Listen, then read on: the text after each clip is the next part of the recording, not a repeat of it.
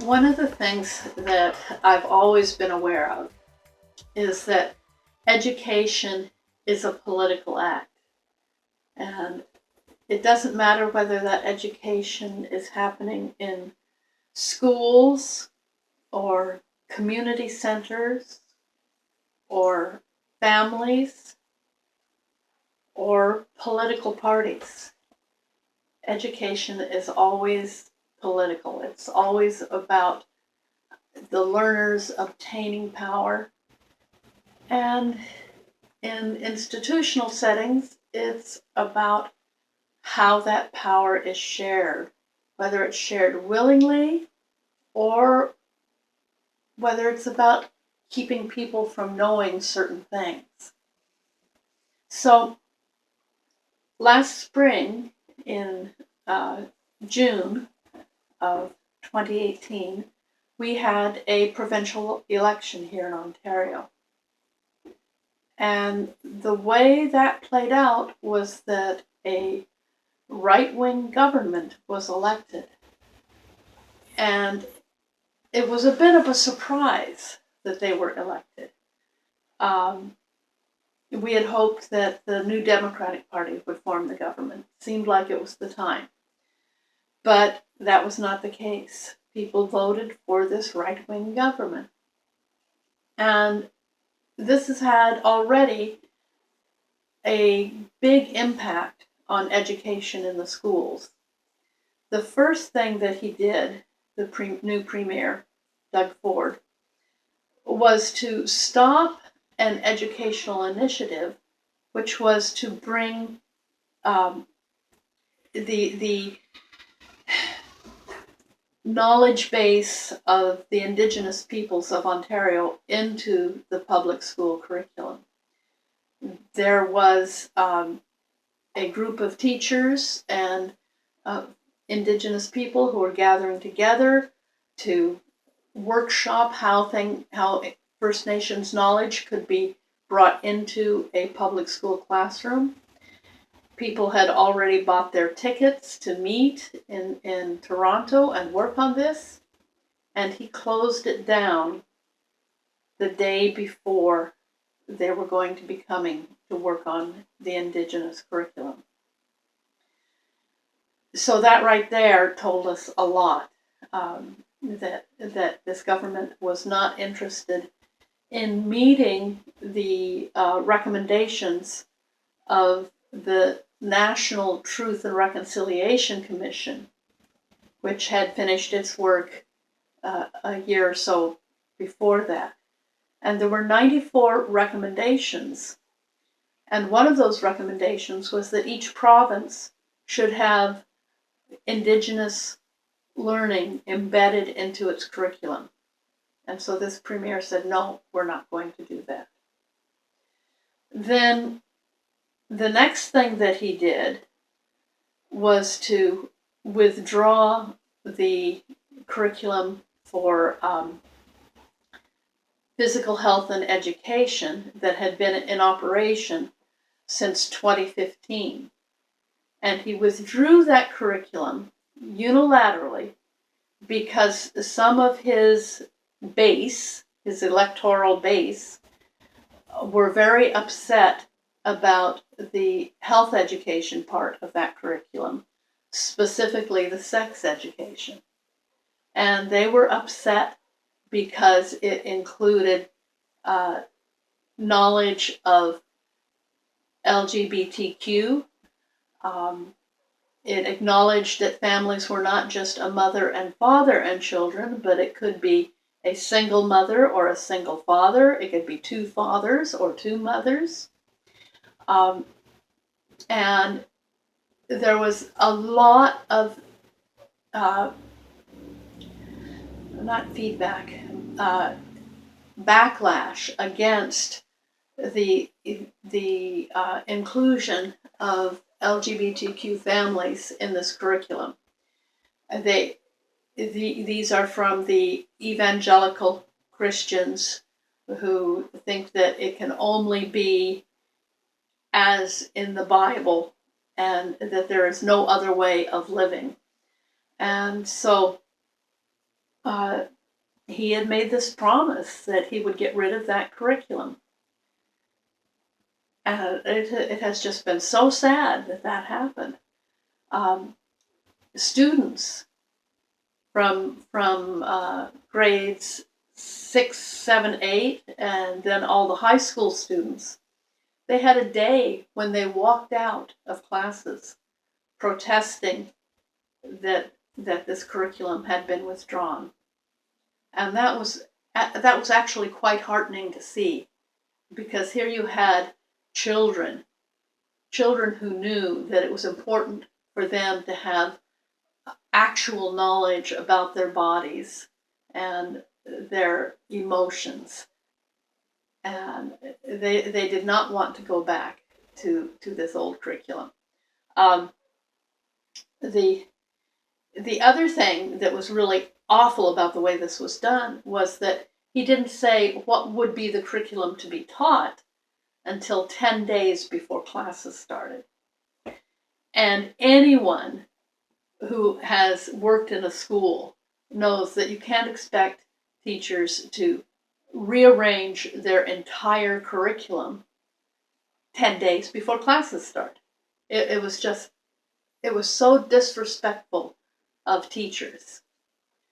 So they went back to a curriculum that had been last taught in 2014, but it was one that had been last revised in 2010. And that curriculum included no references to LGBTQ. It included no references to the idea of consent.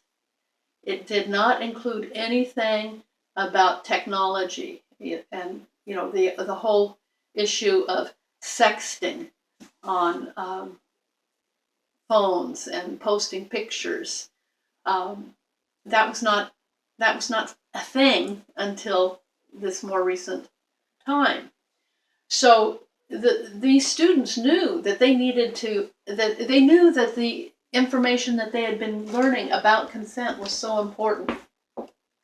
And it was especially important that boys and young men were learning that it was important to have explicit consent from girls before engaging in any kind of sexual activity. Even that it's like, okay, you don't just go up and hug somebody unless you know that it's okay to hug them. And then if it's okay to hug you, that's wonderful. You hug. You express your affection. Teachers in high schools had said that with this 2015 curriculum, because from 2015 to 2018, the first high school class had gone through having the curriculum in all of their grades. And teachers saw a difference in the behavior of young men. At first, when the idea of consent was brought in, there was a lot of giggling in the classroom.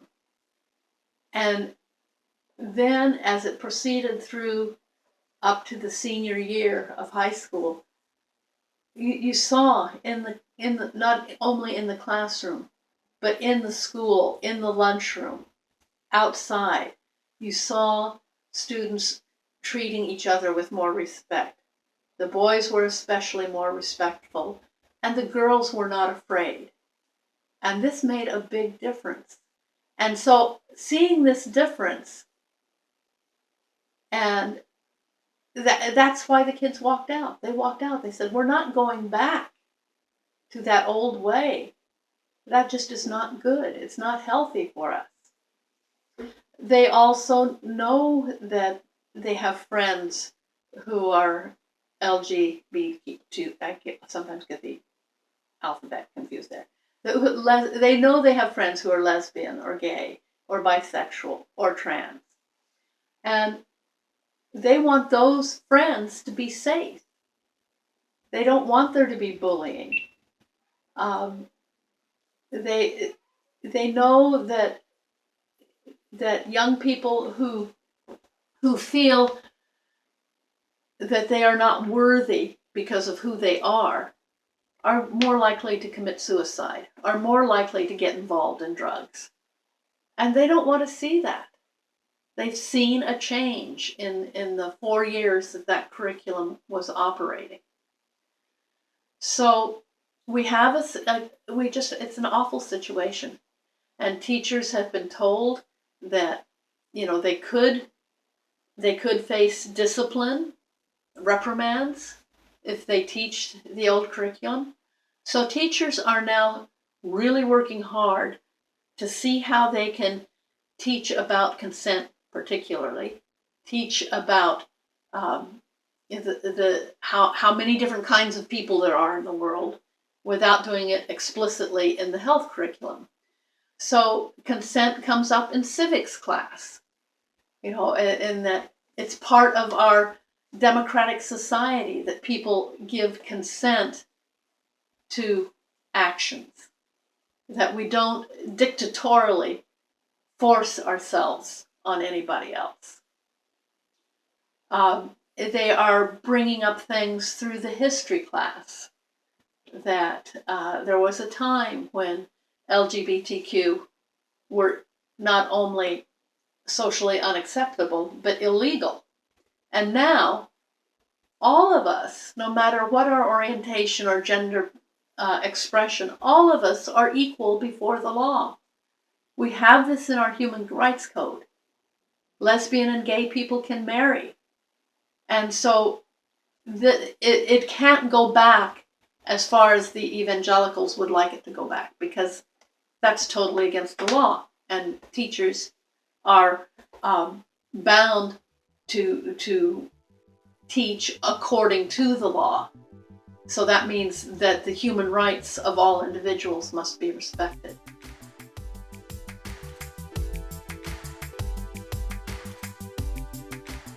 So I've been thinking about music education because that's my profession. That's what I did for over 30 years before I retired.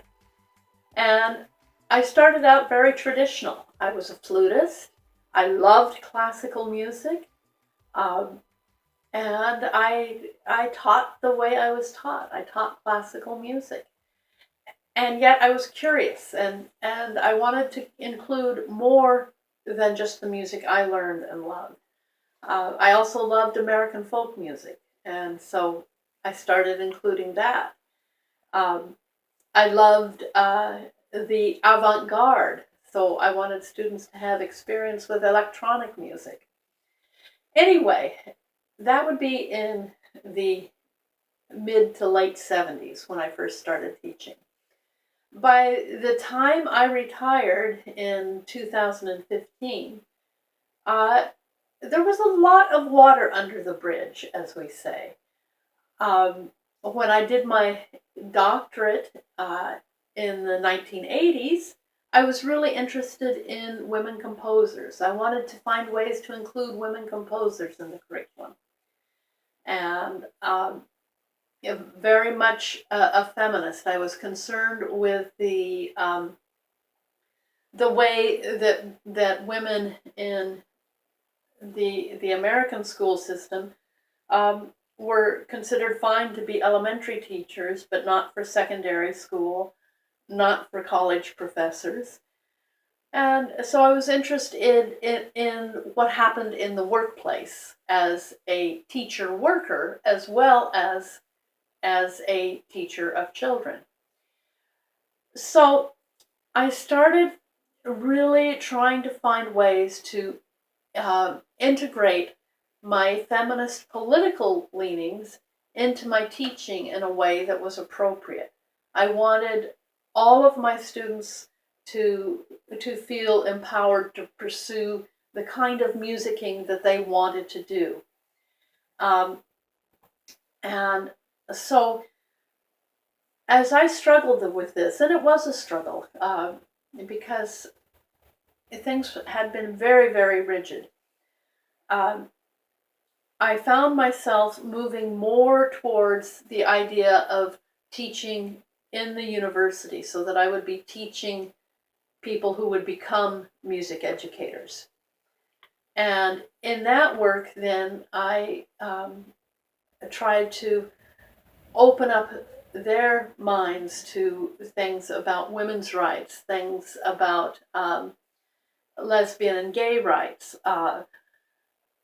And it was a struggle. It was a very hard struggle for me. I had a lot of prejudice to face. But I think in the end, it worked out, and I was able to inspire a lot of young teachers. And because I was a professor who was traveling to many places in the world, to Finland, Sweden, Norway, several states in the US, to Costa Rica, I found that people were hearing some of my ideas and taking them into play in their own education. And I've also heard from many people through Facebook, through the internet and other ways, that they valued what I contributed. So by the time I retired, I was feeling pretty good about what I had done with my career, as difficult as some of it was. And what I see now, I'm really happy with, because of the work that my generation did in bringing issues of women's rights, of lesbian and gay rights, of racism, of class differences. Because of the work that we did bringing that into music education, young professors who are, say, in their 40s now, are able to go places that I had never dreamed of. They are able to take their work to situations like this a conference that happens at the Ontario Institute of Studies in Education, that is about decolonizing education and making it more of something that comes from the learners and is relevant to their location. So I am very pleased to see that Guillermo is able to come up here and attend and be a part of this conference and connect with Latin American scholars in Canada. I'm very pleased with what Juliet Hess, who currently is at Michigan State but is a Canadian from Toronto, I'm pleased to see what she's doing in dealing with racism in the school systems. I'm really happy to see what Clint Randalls and Gareth Dillon Smith are doing with bringing rock bands into the American classrooms as a way of learning music that is legitimate. We have really found that the big classical ensembles of the orchestra, the concert band, the big concert choir that present the masterworks, these are not as relevant to young people today. And they can be modes of oppression. So while I love Mozart operas, we were listening to one yesterday, and I love classical music, I know that it isn't always the music that we want to use for self-expression. And most kids love a rock band. And so having rock bands as band class is very helpful. And you can have many rock bands rather than just one big band, and that works well. I'm seeing other young scholars, such as Bridget Sweet, who's at the University of Illinois, and she is working on choral music and choral singing as she calls it growing a musician. so that it's again, it's very much coming from what do you feel in your body when you're singing, and acknowledging what happens when the voice is changing. And that girls have a voice that changes just as boys do. It's not as dramatic, but it's there. So I'm just so pleased with what the new generation of scholars is doing to bring a different kind of music education to the young people and children in our schools. So, final words. It's hard for me to give final words because I think that the best words come from one's own heart and mind, one's own experiences. And so I would hate to say that here is what you should do, here's what you need to learn, because it may not be what you need to learn. But I can say from my experience, and now that I'm retired, that a lot of things change as you move through your life, and it's easy as a young person to think that nothing has ever happened before you. And in reality, the more that I studied, the more I realized that there were many very similar situations that happened in the past. Yes, now we are in a time when there are more freedoms for more people, when there is, and yet more threat to those freedoms than we've ever had before. So it's an exciting time. Yet we can always look back. There is always wisdom to be gained by looking at the work that pioneers in a field did. And while, yes, I was one of those pioneers when it comes to feminism and music education, and I think there is benefit in reading my early work. I also think there's benefit in going back to other pioneers. So I don't know much about music education history in Latin America, about the pioneers who have done